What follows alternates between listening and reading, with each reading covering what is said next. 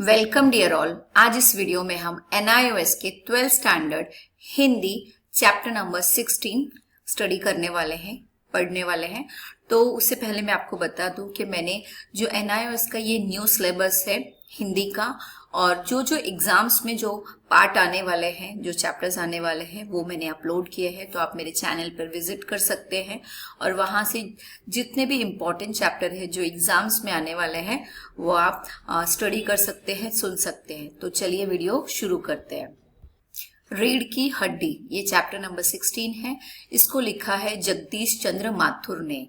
और हम रीढ़ की हड्डी को अगर देखते हैं, यानी कि वो हमारे शरीर का सबसे खास अंग है, या जो है मजबूत हड्डी है, जिसके कारण हम सीधे खड़े हो पाते हैं। हमारा शरीर में जो रीढ़ की हड्डी है वो बहुत ही महत्वपूर्ण काम करती है। पर यहाँ पर विवाह के बारे में बताया गया है इस पार्ट में कि जब शादी होती है तो लड़की और लड़का, ये दोनों को जो है दोनों के परिवारों को साथ में लेके आया जाता है और एक मजबूत संबंध बनाया जाता है। पर जब शादी होती है तो दो परिवारों का मिलन कहा जाता है, पति पत्नी का को साथ में लेके आया जाता है, दोनों की जो है इच्छाएं पूछी जाती है, दोनों की पसंद नापसंद पूछी जाती है।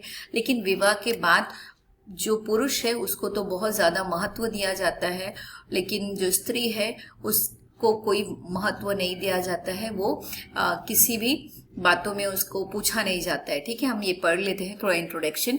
भारतीय समाज में विवाह एक महत्वपूर्ण संस्कार है। जैसे मैंने बताया, पारंपरिक रूप से विवाह प्रक्रिया में दो परिवारों का केंद्र में रखकर निर्णय लिया जाता है। दोनों को साथ में उनकी पसंद नापसंद पूछी जाती है।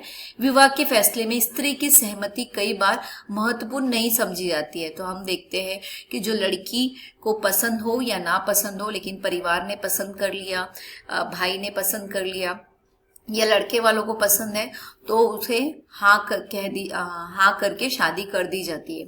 सारे जो सद्गुण हैं उसकी अपेक्षा केवल लड़की से की जाती है। यानी जितने भी अच्छे गुण हैं और अच्छी बातें हैं, लड़की जो है बहुत सुंदर, सुशील और घर का काम करने वाली, पढ़ी लिखी, और सारे गुण जितने भी अच्छे गुण हैं केवल लड़की में होने जरूरी है।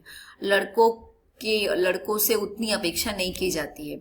और विवाह संस्कार के संदर्भ में स्त्री की भावनाएं और विचारों की उपेक्षा करना स्वास्थ्य समाज के लिए एक चुनौती है।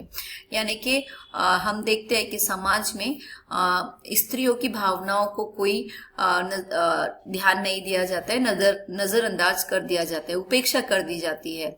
विवाह का संबंध स्थायी माना जाता है। यानी कि एक बार शादी हो गई तो आपको, स्त्रियों को कहा जाता है कि कई बार परिवारों में ये एक कहावत होती है, क्या तेरी डोली हमारे घर से जा रही है, यानी मायके से जा रही है, और जो है अर्थी जो है ससुराल से जाएगी। और स्थायी है वो जो है किसी भी तरह से ये नहीं होना चाहिए, टलना नहीं चाहिए, एकदम बनाए रखना है जीवन भर। और संबंधों में मजबूती बनाए रखने के लिए स्त्री और पुरुष दोनों की बराबरी आवश्यकता होती है। तो कोई भी रिश्ते को बनाने के लिए लड़का और लड़की दोनों को एक समान जो है उनका जो है फर्ज होता है उसे निभाना। समस्या तब आती है जब पुरुष वर्ग अपना प्रभुत्व जमाने की कोशिश करता है। मैंने कहा ना कि हम देखते हैं कि शादी के बाद जो पुरुष होता है, जो मैन होता है, वो पूरा बॉस बन जाता है, और जो स्त्री होती है वो उसे किसी भी चीज़ का परमिशन नहीं मिलता है और स्त्री का महत्व नहीं होता है। यही बात पारिवारिक तनाव का कारण भी बनती है। तो इसी के कारण कई स्त्रियां, कई लड़कियां बहुत तनाव में जीवन जीती है। तो आइए इस पार्ट को हम समझेंगे। तो यहाँ एक एकाकी सामाजिक व्यवस्था की कुछ रूढ़ियों और गलत परंपराओं को हमारे सामने लाती है।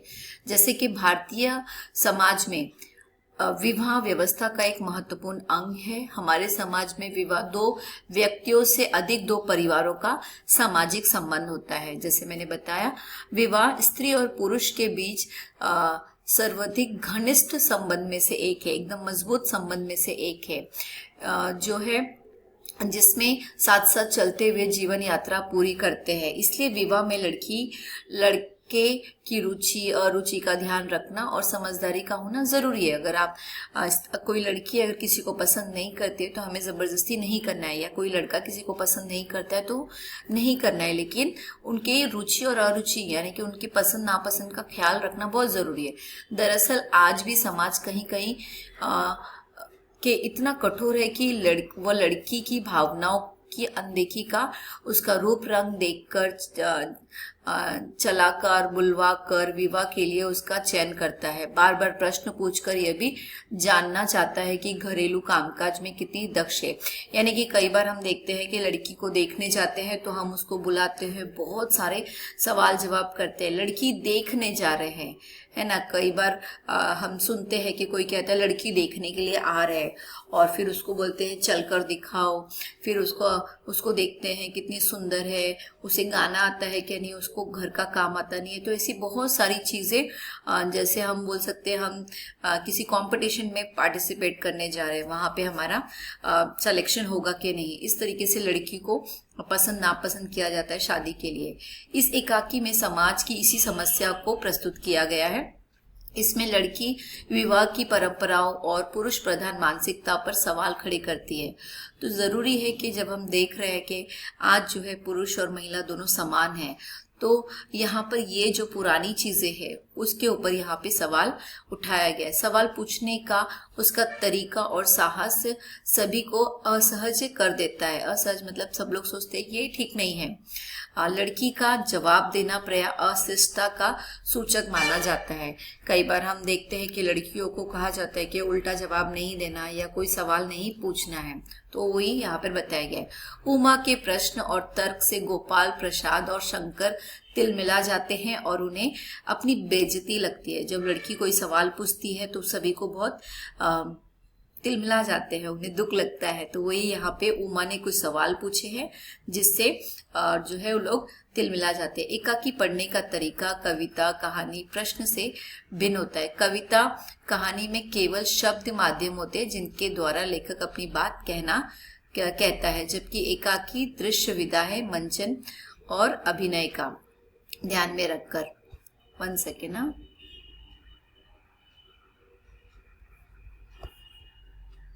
ठीक है, तो कुछ चीजें हमें ध्यान रखनी होती है जब हम एकाकी पढ़ रहे हैं। तो कविता कहानी में केवल शब्द माध्यम होते हैं जिसके द्वारा लेखक अपनी बातें कहता है, जबकि एकाकी दृश्य विधा है, यानी कि वो हमारी आंखों के सामने एक पिक्चर क्रिएट करती है। मंचन और अभिनय को ध्यान में रखकर इसे लिखा जाता है। तो दृश्य क्या होता है? वो विधा जिसमें देखना महत्वपूर्ण होता है, जैसे नाटक, फिल्म, टेलीविजन आदि। और रंग संकेत एकाकी संवाद यानी कि डायलॉग्स, फिर दृश्यों के आरंभ से पहले कोष्टक में दिए गए निर्देश। तो ये कुछ इंपॉर्टेंट चीजें जो मैं आपको यहाँ पर बता रही हूँ, जैसे झुककर बैठता है, मामूली तरह से सजा कमरा आदि, ये एकांकी और नाटक के मंचन या अभिनय में सहायक होते हैं। अब एकांकी क्या होती है? नाटक का एक भेद है, इसमें केवल एक ही अंक होता है। हम देखते हैं कि रीढ़ की हड्डी का सारा कार्यभार घटित होने वाली घटनाएं राम स्वरूप की बैठक में ही घटित होता है, यानी कि एक राम स्वरूप है, उनका बैठक यानी कि हॉल बोल सकते हैं, और उसमें ही सारे स्टोरी चलती है। ओके, आगे हम देखते हैं इस स्टोरी के बारे में। तो यहाँ पर हम देखते हैं कि जो कथा वस्तु है, रीढ़ की हड्डी एक सामाजिक एकांकी है। इसमें लड़की के विवाह को लेकर लड़की और उसके परिवार के सामने आने वाली समस्याओं का चित्रण यानी पिक्चर क्रिएट किया गया है। इसमें मध्यम वर्गीय परिवार की एक पढ़ी लिखी लड़की के सामने आने वाली चुनौतियों का चित्र यहाँ पे खींचा गया है। तो राम स्वरूप अपनी बेटी उमा के विवाह के लिए चिंतित और प्रयस्तर है, यानी कि वो कोशिश कर रहे हैं कि उनकी बेटी की शादी हो जाए। लड़के वाले लड़की को कई बार देख चुके हैं, लेकिन विवाह निश्चित नहीं हो पा रहा है। इसी क्रम में गोपाल प्रसाद अपने पुत्र शंकर के साथ उमा को देखने आने वाले हैं। एकांकी के शुरुआत में राम स्वरूप के घर उसी के लिए तैयारी चल रही है, यानी अभी शादी लड़के वाले आने वाले हैं तो तैयारी का माहौल चल रहा है। बैठक को ठीक ठाक किया जा रहा है, यानी हॉल को हम जब भी कोई आता है मेहमान तो हम किस तरीके से उसको सेटअप करते हैं, तो यहाँ किया जा रहा है। नाश्ते की व्यवस्था की जा रही है, नाश्ता तैयार हो रहा है, स्नैक्स या नाश्ता बोल सकते हैं। गोपाल प्रसाद और शंकर के आने पर उमा को तैयार होकर सामने बुलाया जाता है। तो अभी देखने आए हैं तो एकदम अच्छे से तैयार करके लेके आए हैं। लड़के वालों के देखने के ढंग, उनके सवाल और उमा की उच्च शिक्षा पर उनके व्यवहार से आहत होकर उमा प्रतिरोध करती है। तो लड़के वाले देखने आए और उन्होंने बहुत सारा सवाल जवाब किया। एकांकी उसकी विवशता, क्रोध और आक्रोश के साथ समाप्त होती है। कथा का विस्तार चरित्र और घटनाओं के माध्यम से किया गया है। एकांकी के अंत में गोपाल और शंकर का जाना और रत्न का मक्खन लेकर पहुंचना केवल संयोग नहीं, एक नाटकीय कौशल है जो एक और अपूर्णता तो दूसरी ओर पूर्णता को दर्शाता है। तो बहुत ही सुंदर ढंग से ये कहानी यहाँ पर बताई गई है कि रिश्तेदार यानी लड़के वाले शादी के लिए आते हैं और वो बहुत सारा सवाल जवाब पूछते हैं, ठीक है, जिसके कारण उमा को वो पसंद नहीं आता। चरित्र चित्रण यहाँ पे बताया गया है रीढ़ की हड्डी में। तो इसके जो पात्र हैं, सबसे पहले है राम स्वरूप। राम स्वरूप उमा के पिता हैं, एक सामान्य पिता जो अपनी बेटी के विवाह के लिए चिंतित और कोशिश कर रहा है कि उसकी शादी हो जाए। कई लड़के वाले आकर देख चुके हैं पर विवाह तय नहीं हो सका है। अपनी परेशानियों के चलते वे कभी पत्नी को डांटते हैं तो कभी नौकर पर चिल्लाते हैं। सरकारी कर्मचारी है तो अपने नौकर से घर का काम कराना भी खूब जानते हैं। वे भी मानते हैं कि लड़कियों का सुंदर होना जरूरी है, चाहे वो पाउडर लगाकर ही क्यों ना सुंदर दिखे। और वे पुराने ख्यालों के नहीं हैं, पर लड़के वालों के सामने यह सच नहीं बता पाते कि उनकी बेटी उच्च शिक्षित है और इसे छिपाते हैं। शादी किसी तरह हो जाए इसलिए गोपाल प्रसाद की सभी बातों में हामी भरते रहते हैं, क्योंकि वो सोचते हैं कि अगर वो बोलेंगे कि लड़की ने ज्यादा पढ़ाई की है तो लड़का उनको उससे ज्यादा पढ़ा लिखा चाहिए। और ये समाज में होता है, लड़कियों को इसलिए कम पढ़ाया जाता है क्योंकि ज्यादा पढ़ा देंगे तो उससे ज्यादा पढ़ा लिखा लड़का उनको ढूंढना पड़ेगा शादी के लिए। राम स्वरूप मध्य वर्गीय मानसिकता वाले सुविधाजीवी व्यक्ति है और मान्यताओं को अपनी सुविधा अनुसार स्वीकार करते हैं। कुंडली मिलाना विवाह के लिए आवश्यक है, इसे वे मानते हैं, किंतु कुंडली ना मिलने से विवाह में समस्या ना आए इसके लिए वह तर्क देते हैं। ठाकुर जी के चरणों में रख दिया तो कुंडली मिली जाएगी, है ना, मिली समझिए। तो यहाँ पर एक पिता की भावनाओं को बताया गया है कि वो किस तरीके से अपनी बेटी की शादी के लिए कोशिश कर रहा है और हर तरीके से वो सोचता है कि शादी हो जाए। दूसरी ओर गोपाल प्रसाद है। गोपाल प्रसाद लड़के के पिता हैं, शंकर के पिता हैं। बेटे का विवाह वे खुद तय करना चाहते हैं। महिलाओं की उच्च शिक्षा के घोर विरोधी है। तो वे मानते हैं कि महिलाओं की जगह केवल चौके चूल्हे तक ही होनी चाहिए। चौके चूल्हे का मतलब है रसोई में या किचन में ही होनी चाहिए। अगर महिलाएं भी पॉलिटिक्स पर बहस करने लगी तो अनर्थ हो जाएगा। वे ये भी मानते हैं कि पढ़ना लिखना और काबिल होना केवल मर्दों का ही काम है, यानी पुरुष ही पढ़ने चाहिए। वे आगे है, गोपाल प्रसाद के अनुसार कुछ चीजों पर केवल पुरुषों का ही एक अधिकार है, शिक्षा उनमें से एक है। इसके लिए वे कई तर्क देते हैं। एक टिपिकल पिता है जिनके आगे उनका एक बेटा दब कर रहता है और सही बात भी बोल नहीं पाता। गोपाल प्रसाद मुंह के मीठे हैं किंतु नजरों के तेज और चालाक है। विवाह उनके लिए एक बिजनेस है। वे वचाल हैं, डींगे मारने की उन्हें आदत है। कॉलेज के दिनों में उनकी पढ़ने की सीटिंग 12 घंटे की होती थी। क्लासों से नहाते थे और खेलकूद आदि में आगे थे। तो यहाँ पर हम देख रहे हैं कि ये है, क्या नाम है इनका, एक मिनट, गोपाल प्रसाद जी की बातें हैं ये सारी चीजें। ओके, तो वे मानते हैं कि सुंदरता महिलाओं का अनिवार्य गुण है, वह उनमें किसी भी कीमत पर कि किसी भी कीमत पर होना चाहिए और दोहरी मानसिकता के व्यक्ति है वे बेटे के विवाह के लिए उमा को नाप तोल की दृष्टि से देखते हैं जैसे वो कोई वस्तु हो।